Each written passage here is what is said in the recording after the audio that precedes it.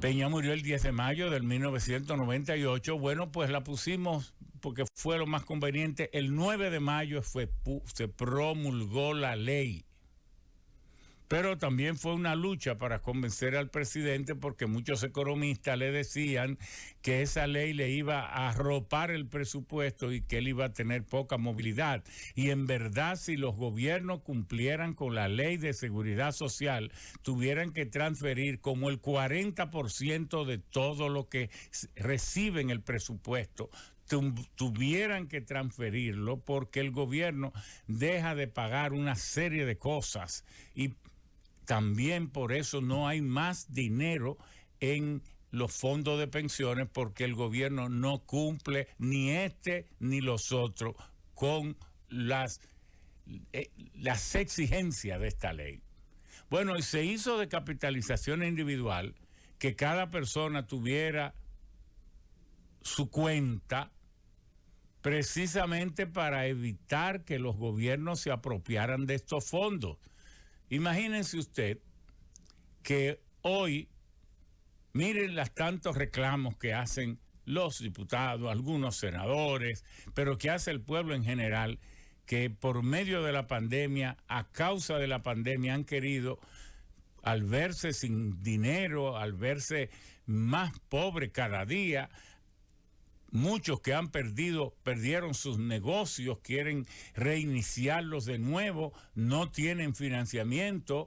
El gobierno habla de las microempresas, las MIPYME, y mientras para las empresas grandes les habla de cientos de miles de millones. Para hablar de las MIPYME aquí, bueno, creamos un fondo de 8,000 millones, pero bueno, si las MIPYME, si las informales son el 56, el 60% de la economía, ese sector necesita 50, 60, 80 mil millones y no los 8,000 que son migajas. Es que los ven pobres y el diseño es para que sigan pobres. Entonces, sectores que no tienen de qué agarrarse en términos de financiamiento han querido usar unos fondos que tienen ahí para sus pensiones. Es verdad que esos fondos no es para usarlo ante el primer aprieto o ante la primera ganas de tener dinero. Es cierto que no fue para eso, fueron creados esos fondos para evitar que hayan personas que ya no puedan trabajar, que anden dando tumbos por ahí viviendo de la caridad cuando mejor les vaya, y que tengan ingresos seguros como ahorro de su producción durante toda su vida. Ese es el propósito. Pero cuando el gobierno no puede ir en apoyo de ello, porque el gobierno, ¿a quiénes apoyó? Apoyó a las empresas formales, pagando la fase 1, fase 2 y fase 3. Y pagó también el gobierno a los de pobreza extrema con el quédate en casa. Pero a la clase media, ¿qué le dio? A miles de personas que viven a los informales que no necesariamente están en la seguridad social, porque esa es otra cosa. Los dominicanos se les crean los mecanismos para ayudarlos y entonces por falta de una disciplina, como decía el señor embajador de Japón, porque tenemos una inteligencia emocional muy baja, porque sabiendo lo que nos conviene no lo usamos, porque somos descuidados, no somos organizados, no somos a veces ni humildes ni somos tenaces. Si usted tiene un ventorrillo y se gana 1,000, 2,000, 3,000 pesos diarios, caramba, porque usted no puede pagar 200, 300 pesos para su seguridad personal, para su pensión, porque como siempre dijimos al discutir la ley que hoy es 8701, nadie es tan rico que no pueda quebrar un día y verse en necesidad. Ni nadie es tan pobre que no pueda prosperar también. Entonces, ¿qué es lo correcto? Ser precavido, Y como la ley manda que es universal, ¿y qué significa que sea universal? Que todos los ciudadanos tienen que pertenecer a la seguridad social. Es la diferencia con aquella Caja Dominicana de Seguro y el IDSS, que era solo para el salario mínimo. No cubría a todos por igual. Este cubre hasta los que no pueden trabajar, porque los discapacitados también tienen derecho y tienen que estar en la seguridad social, tienen que estar en SENASA, tienen que tener también sus pensiones para cuando lleguen, si no, aunque nunca trabajen, pero necesitan una pensión solidaria, una pensión porque son seres humanos, porque todo ser humano necesita dinero para vivir. El dinero es una mercancía que todos tenemos que consumir. Y sin ella no podemos cubrir nuestros gastos. Y si no lo podemos producir, el Estado está en la obligación, lo dice la Constitución y lo dice la Ley de Seguridad Social, en la obligación de proveer esos recursos. Y cada día usted se da cuenta que el Estado tiene que asumir esto de la gestión del gasto social, del gabinete social, porque es la primera función del Estado, socorrer a sus miembros, y a los que más lo necesitan. Los poderosos no necesitan el Estado, solo para que les garanticen sus bienes. Quien tiene que estar en una lucha diaria, en una interacción diaria con el Estado, son los que no tienen voz, son los pobres. De eso se trata. Y de eso queremos trabajar hoy, trabajar este tema. ¿Por qué aquí no se quieren dar el 30% y por qué otros países lo están dando ya hace mucho? ¿Cuáles son esos países que están permitiendo el retiro del 30%, que no es de golpe? Esto que ha dicho el gobernador del Banco Central, una perogrullada, eso va a crear una inflación, eso es totalmente mentira de él, un invento por estar favoreciendo grupos, los AFP y otra gente. ¿Por qué? Porque aún en Chile fue en partidas menores, no se agarró el golpe del 30% para entregarlo, eso no fue así, allá en Chile fue por partidas. Entonces,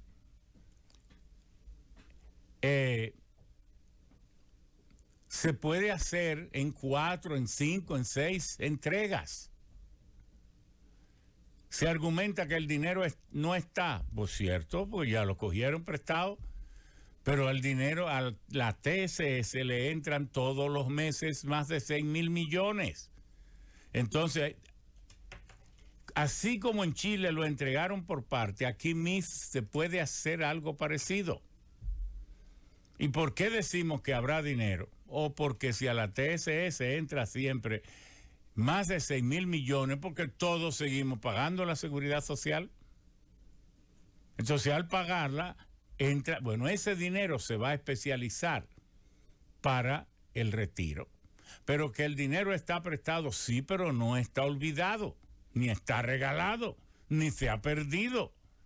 Entonces hay recuperaciones mensuales. Si hay 700,000 millones prestados, pues todos los meses se recuperan. ¿Por qué? Porque los préstamos se vencen, los intereses se pagan.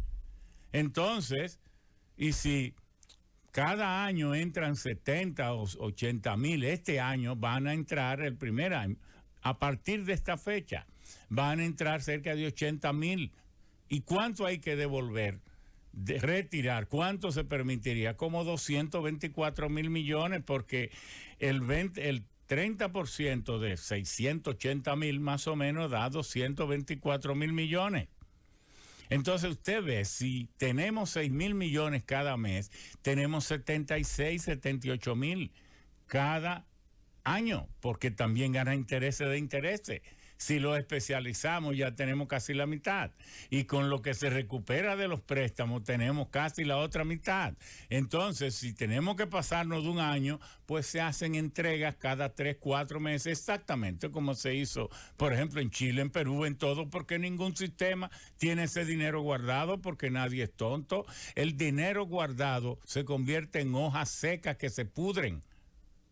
El dinero no se puede guardar, el dinero se daña, se vuelve heces fecales. El dinero es el testimonio de la circulación de la riqueza. El dinero es el documento que queda porque la riqueza se produjo.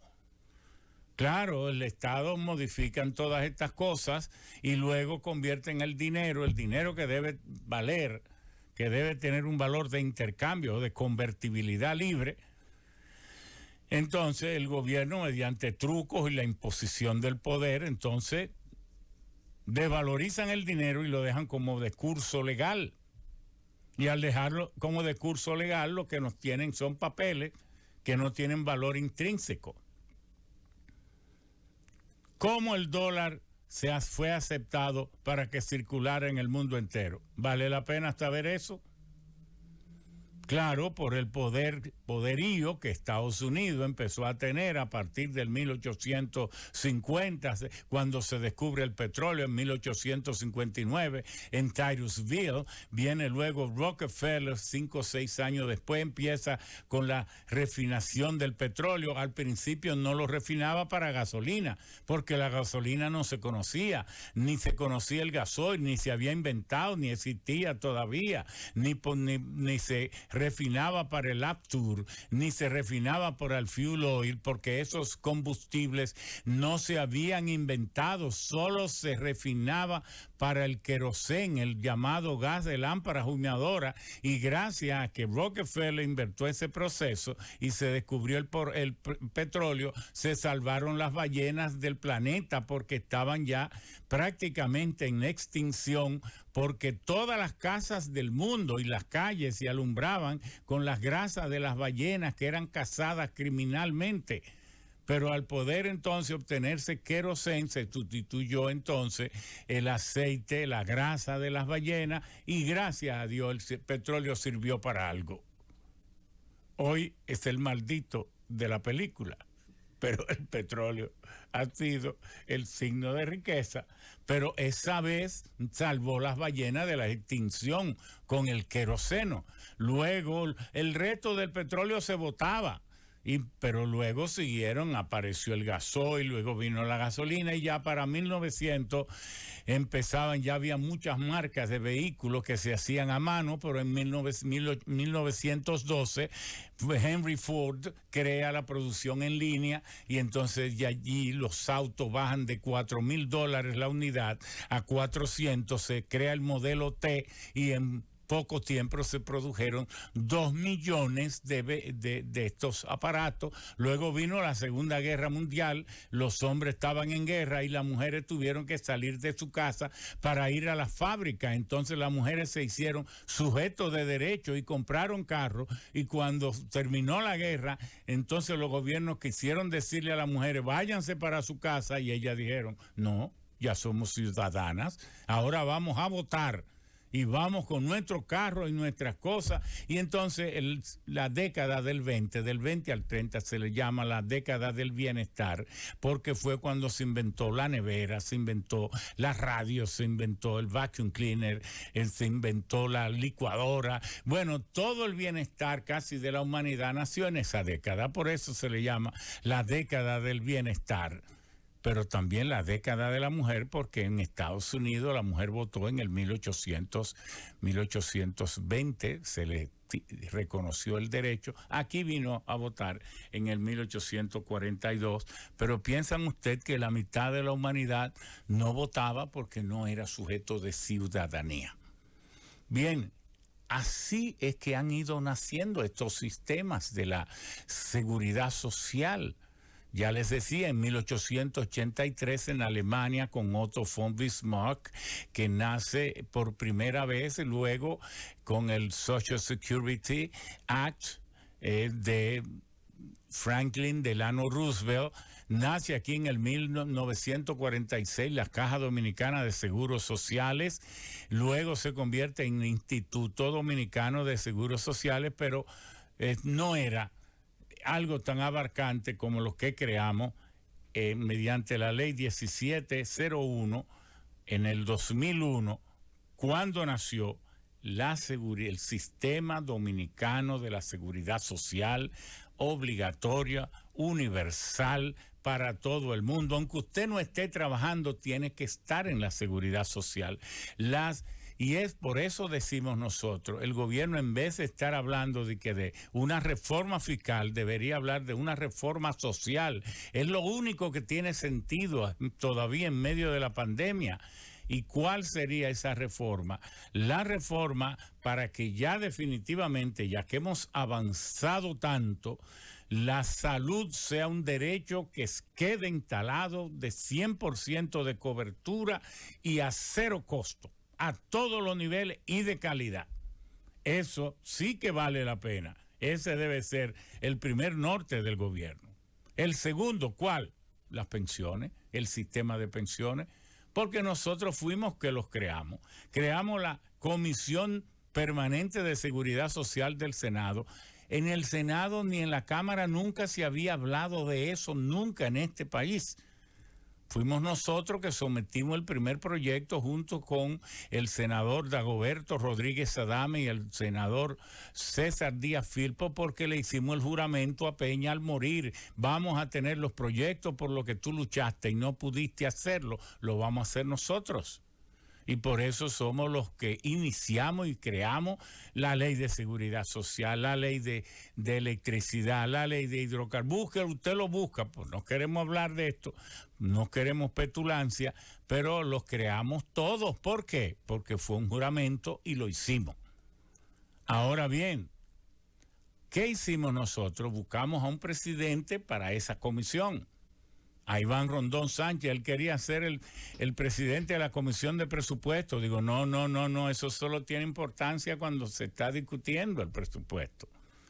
Porque en el Congreso Nacional no existe una oficina de presupuesto para dar seguimiento al presupuesto y a la ejecución presupuestaria del país. Porque fuimos nosotros los que creamos las primeras oficinas de los legisladores. Nunca un legislador había tenido oficina. Tenía la oficina de los bloques.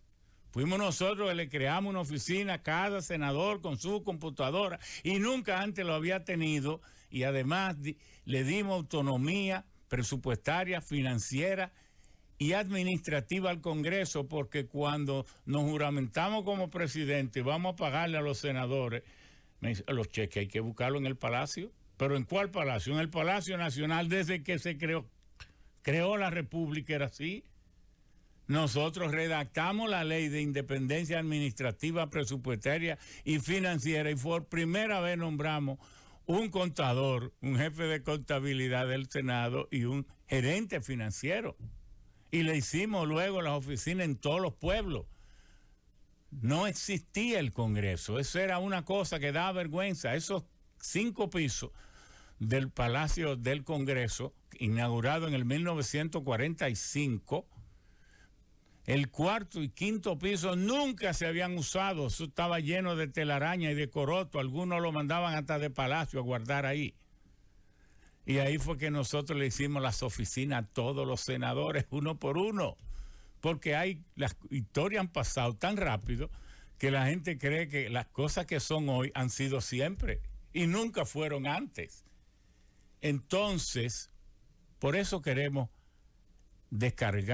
comunicar todas estas cosas para que se sepan. ¿Qué hicimos? Vamos a ir municipio por municipio pidiendo la colaboración de todos los alcaldes para explicarle al pueblo en asamblea, municipio por municipio, qué iba a ser la ley de seguridad social, porque la gente no tenía ni idea. Y fuimos a todos los gremios importantes, a todas las universidades importantes y a todos los municipios y fuera del país, donde quiera que había muchos dominicanos, a explicarle qué era lo que íbamos a crear, el sistema de la ley de seguridad social.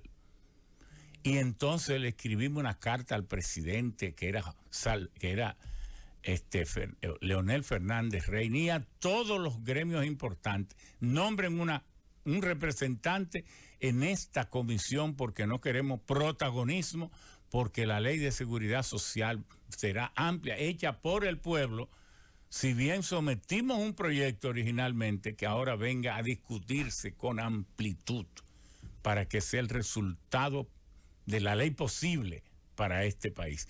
Y entonces nos dirigimos al BID, al Banco Mundial y a varios países y fuimos y nos trajimos expertos de ello. Y los expertos más renombrados en materia de seguridad social del mundo vinieron aquí para esa ley.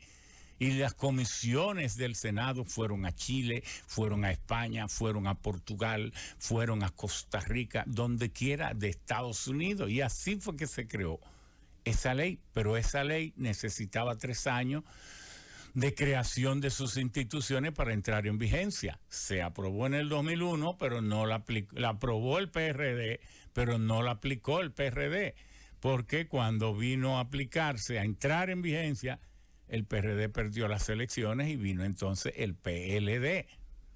Y entonces empezaron a hacerle una serie de modificaciones y antes de que viniera a hacerse la primera cotización, le habían introducido 5 modificaciones y la habían casi cambiado toda.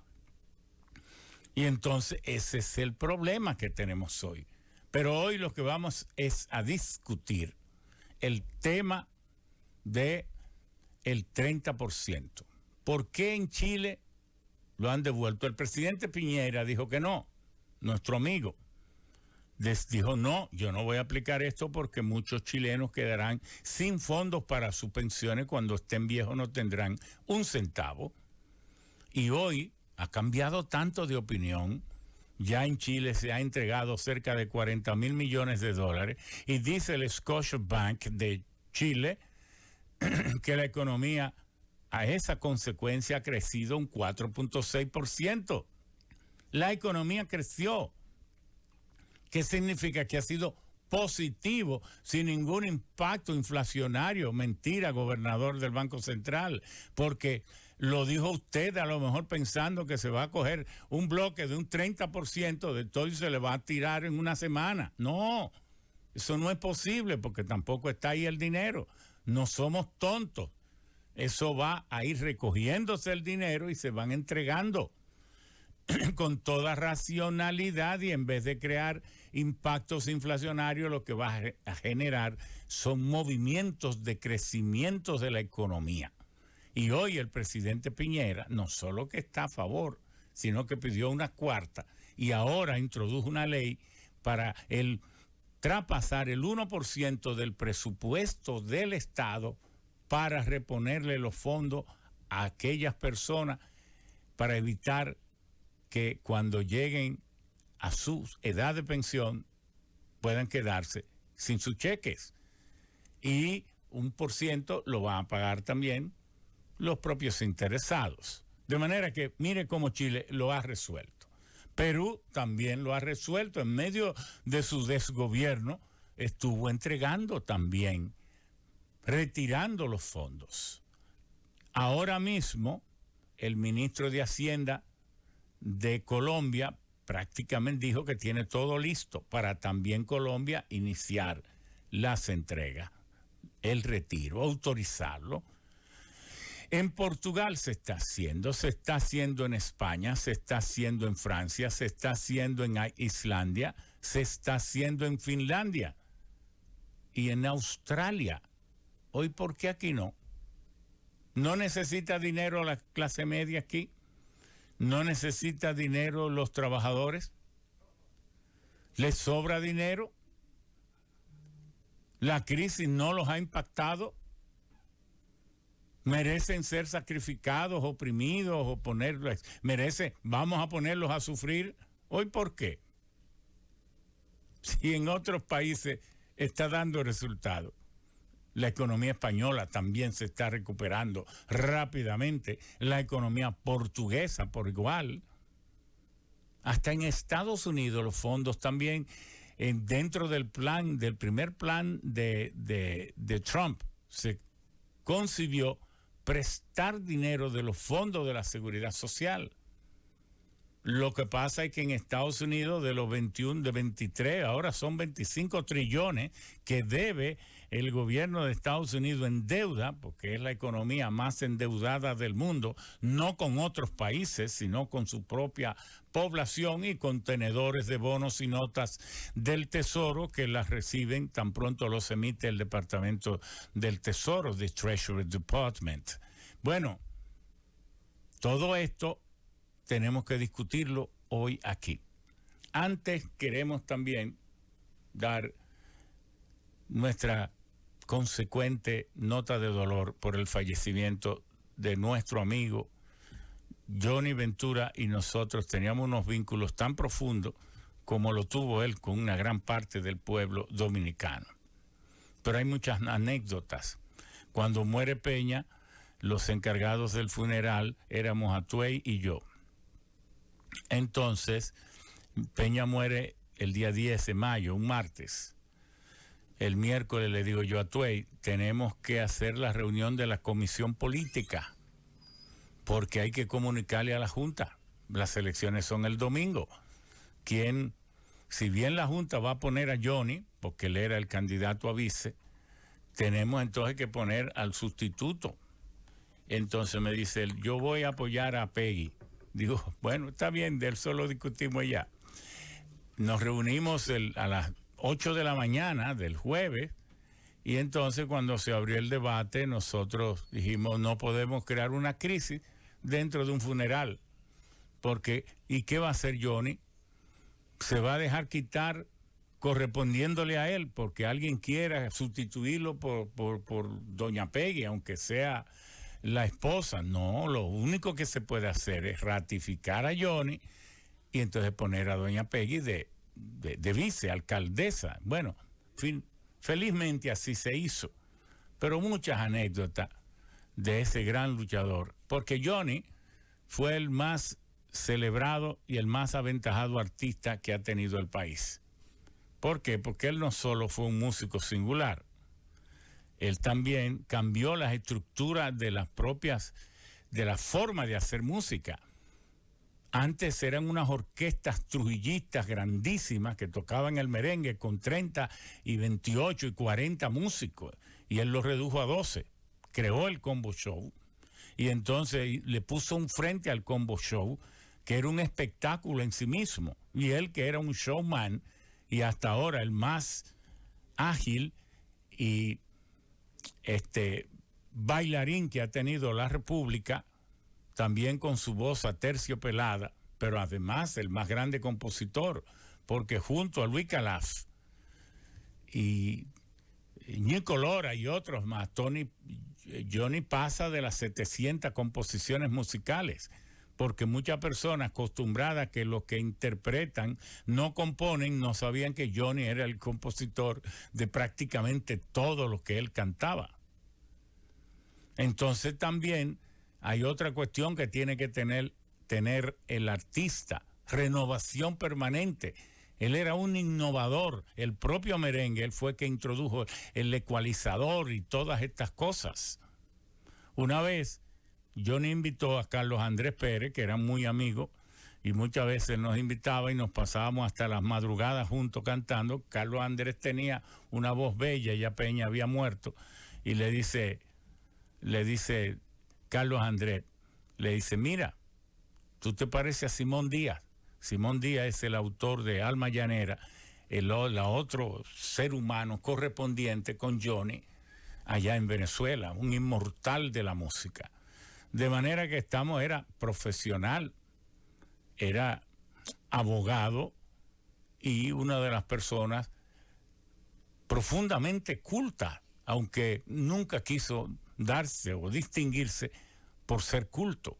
Estamos hablando de una persona que tiene unos méritos, y los pueblos que de nada se olvidan cuando tú has sabido dárselo bien. El pueblo le tenía todas esas guardadas. 81 años de vida popular, siempre representando al pueblo, porque nunca dejó de ser pueblo. Entonces, el estilo de Johnny era el estilo de dominicano.